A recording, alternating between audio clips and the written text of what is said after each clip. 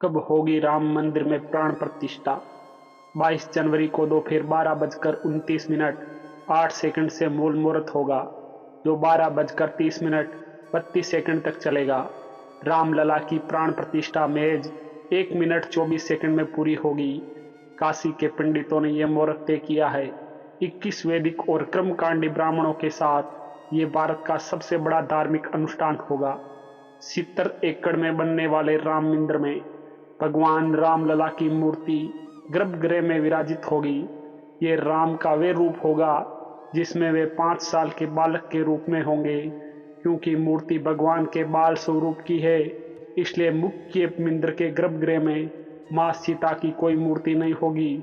मुख्य मंदिर 360 फीट लंबा और 235 फीट चौड़ा होगा।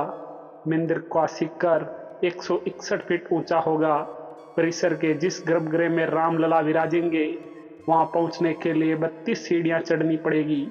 सबसे खास बात यह है कि जो मूर्ति स्थापित होगी वह उस स्वरूप की होगी जिसमें भगवान की शादी नहीं हुई है। यानी कि मुख्य मंदिर में आपको मां सीता की मूर्ति नजर नहीं आएगी। मुख्य मंदिर के अलावा जन्मभूमि परिसर में 7 और मंदिर बनाए जा रहे हैं। इनमें भगवान राम के गुरु ब्रह्मश्री वशिष्ठ, ब्रह्मश्री विश्वामित्र, महर्षि वाल्मीकि, अगस्त्य मुनि, राम भक्त केवट, निषादराज और माता सबरी के मंदिर शामिल हैं। इन मंदिरों का निर्माण 2024 तक पूरा हो जाएगा। 32 सीढ़ियां चढ़कर होंगे रामलला के दर्शन। राम मंदिर के गर्भगृह तक जाने से पहले आपको लंबा रास्ता तय करना पड़ेगा। मंदिर का प्रवेश पूर्व दिशा में बने सिंधुद्वार से होगा। सिंधुद्वार से 32 सीढ़ियां चढ़कर सबसे पहले रंग मंडप मिलेगा। यहाँ भगवान राम के जीवन से जुड़े चित्र और किरदार दीवारों पर उकेरे गए हैं।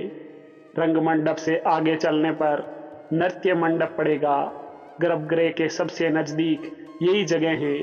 नृत्य मंडप में देवी देवताओं की मूर्तियां, रामायण की चौपाइयां पत्रों पर बहुत ही सुंदरता से उकेरी गई है। नृत्य मंडप से आगे बढ़ने पर भगवान का गर्भगृह पड़ेगा। यहीं पर 22 तारीख को पीएम मोदी रामलला की प्राण प्रतिष्ठा करेंगे। मंदिर के तेजी से निर्माण के लिए देश भर के 4000 मजदूर लगे हैं। इंटरलॉकिंग की मदद से पत्थर के ऊपर पत्थर जोड़े जा रहे हैं। इसमें तांबे के तार का प्रयोग मुख्य रूप से किया जा रहा है। लोहे का इस्तेमाल 0% है। परिसर को हरा भरा रखने के लिए 50 फ्लोरा फैमिली के 500 से ज्यादा पेड़ पूरे परिसर में लगाए जा रहे हैं। मिट्टी की जांच से पता चला था कि अयोध्या की मिट्टी बलुई भुरभुरी है। आईआईटी टेक्नो के रेट्स की मदद से 40 मीटर नीचे तक खुदाई की गई। 2 लाख क्यूबिक मीटर मिट्टी हटाई गई। पानी से बचाव के लिए जमीन से 21 फीट ऊंचाई तक ग्रेनाइट लगाया गया है। गर्भगृह में सफेद मकराना मार्बल इस्तेमाल हुआ। ऊंचहार थर्मल पावर प्लांट से राख आई है। पत्थर राजस्थान के भरतपुर से आए हैं। वुडन कार्निंग के लिए मजदूर तमिलनाडु से आए हैं।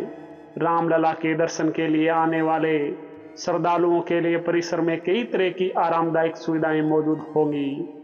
तीर्थयात्री सुविधा केंद्र में 25,000 यात्री अपना मोबाइल, पर्स, जूता चप्पल और जरूरी सामान रख सकेंगे। मंदिर में चिकित्सा से लेकर प्रसाधन सुविधा होगी। इसमें 100 टॉयलेट, बाथरूम, यूरिनल्स और ओपन टैप की सुविधा होंगी। 33 किलोवाट की बिजली सप्लाई के लिए मंदिर परिसर में अलग से पावर स्टेशन होगा। ट्रस्ट ने साफ तौर पर कहा है कि परिसर को गंदगी से मुक्त रखने के लिए यहाँ किसी भी प्रकार की खाद्य सामग्री का स्टॉल नहीं होगा। यानी आपको चाय की एक दुकान तक नहीं मिलेगी। ये सब इसलिए किया गया है कि अगले 25 साल तक यहाँ कोई ऐसा कारोबार न बढ़े ताकि गंदगी हो।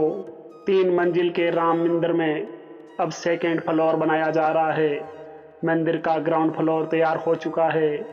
पहली मंजिल भी 80% बन चुकी है। 200 साल में ऐसी रचना उत्तर भारत में नहीं हुई। मंदिर में परकोटा का निर्माण करवाया जा रहा है। ऐसे परकोटे सिर्फ तमिलनाडु और केरल के मंदिरों में बनते हैं। ये नए तरह का प्रयोग है। अभी निर्माण जारी है। पूरा होने में करीब 6 महीने और लगेंगे। इन परकोटों में बुजुर्गों और दिव्यांगों के लिए लिफ्ट लगेगी। परकोटे के एक कोने पर सूर्य मंदिर होगा, दूसरे कोने पर भगवान शंकर का मंदिर है, तीसरे पर भगवती और चौथे पर गणेश जी और दक्षिण भुजा पर हनुमान मंदिर होगा। जटायु की प्रतिमा को कुबेर टीला पर स्थापित किया जा रहा है। 70 एकड़ के 30% भाग पर निर्माण हो रहा है, बाकी जमीन पर पौधे लगाए जाएंगे। राम मंदिर के चारों ओर एक दीवार बनाई जा रही है।